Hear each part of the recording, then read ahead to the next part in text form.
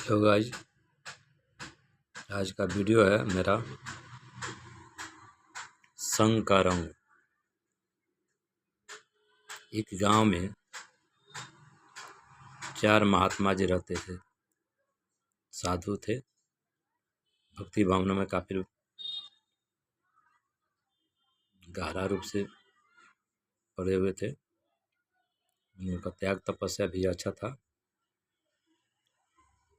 और इन लोगों के भावना जो था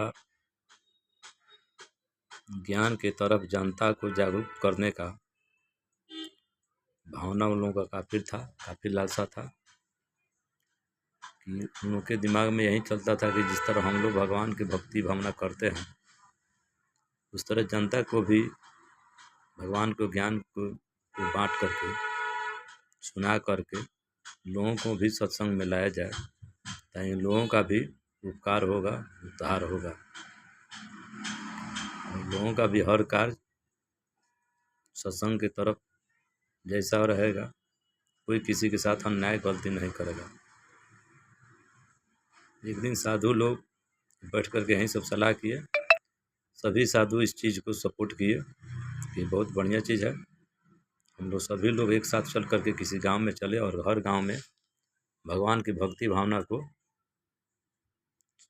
स्वीकार कराएं और ज्ञान लोगों को सुनाएं, ताकि लोगों में भी बदलाव आए, लोग भी हम लोगों के जैसा भक्ति भावना करें और गृहस्थ में रहते हुए।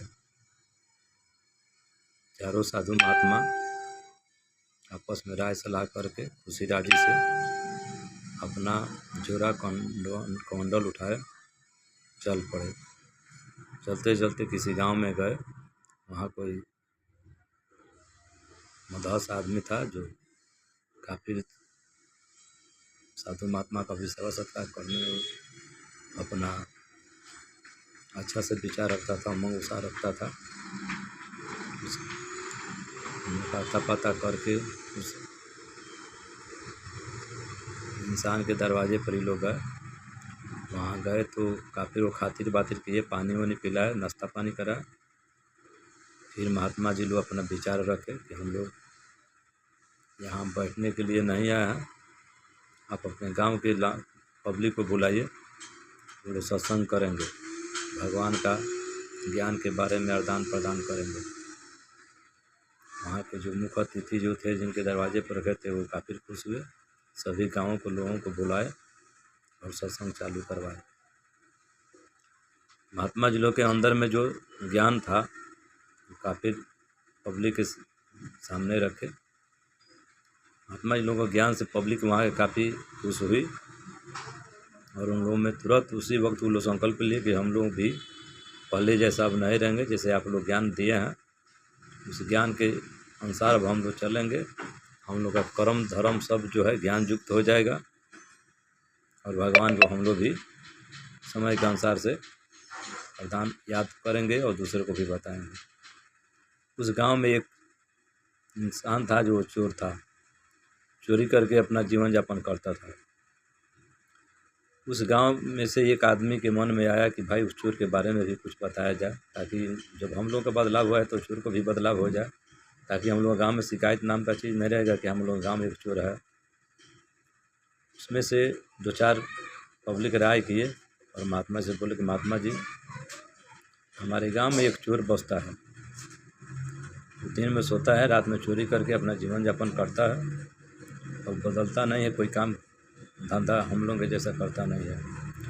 आप लोग कष्ट करके उसको थोड़ा बदलाव ला दीजिए, उसका रास्ता सुधर जाए तो हम लोगों का अरमान पूरा हो जाएगा कि हम महात्मा जी लोग आए तो हमारे गांव में सब किसी को सुधार करके चले गए, बहुत भलाई होगी आप लोगों को। महात्मा जी पूछे कि उसका नाम क्या है, वो करता क्या है। नाम बताए और बोले कि ये वो दिन भर सोता है और रात में एक दूसरे के यहाँ चोरी करके लाता है और उसी चोरी के दौलत से खाता है, ऐश आराम करता है और परिवार को खिलाता है। बोले कि आप जाओ और उस चोर को बुला करके लाओ, बोलना कि वहाँ महात्मा जी लोग आए हैं 2-4 और वो आपको बुलाए हैं। वहाँ से खुशी होकर के गए उस चोर के दरवाजे पर, दरवाज़ा खटखटाया। चोर दरवाज़ा खोला, आया, बोला क्या बात है।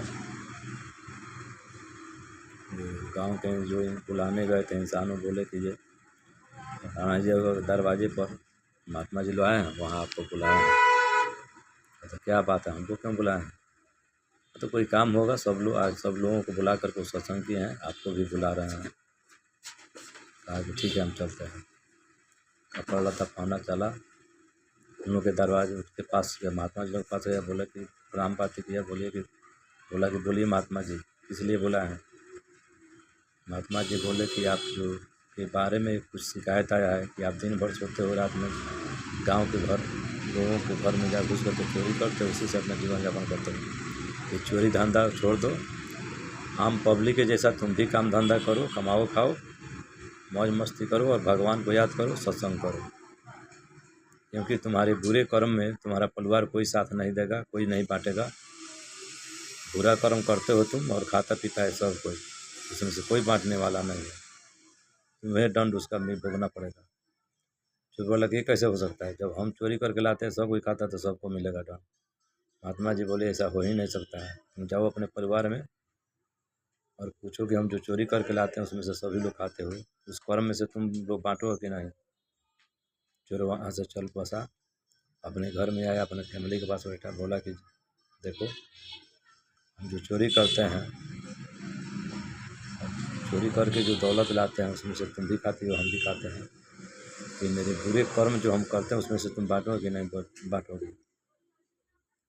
उसकी पत्नी बोली कि नहीं हम नहीं बांटेंगे, आप तो मेरे शादी ब्याह करके लाए हैं, हाथ पकड़े हुए हैं भरी हुई सभा में, आप किस तरह मेरा जिम्मेवारी उठाएंगे वो आप जाने।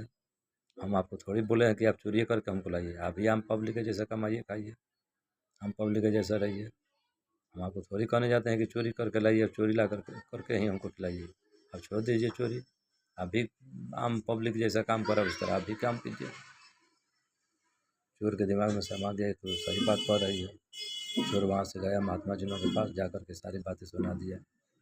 महात्मा जी बोले कि बोलो आप क्या सब निर्णय लेते हो, तुम्हारी तो जनानी खुद तुमसे बोली कि आपकी चोरी में हम भाग नहीं लेंगे।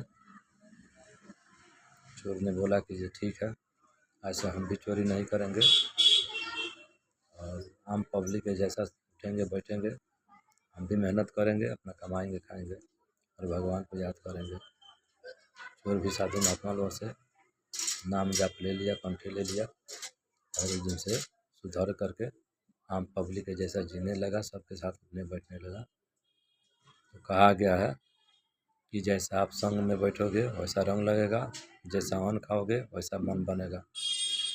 संग का रंग शरीर पर पड़ता है, अन्न का रंग मन के ऊपर प्रभाव पड़ता है। Thank you. ऐसे ज्ञानवर्धक वीडियो सुनने के लिए चैनल को सब्सक्राइब करें, लाइक करें, कमेंट करें, शेयर ज़रूर करें। आप सबका दिन मंगलमय हो।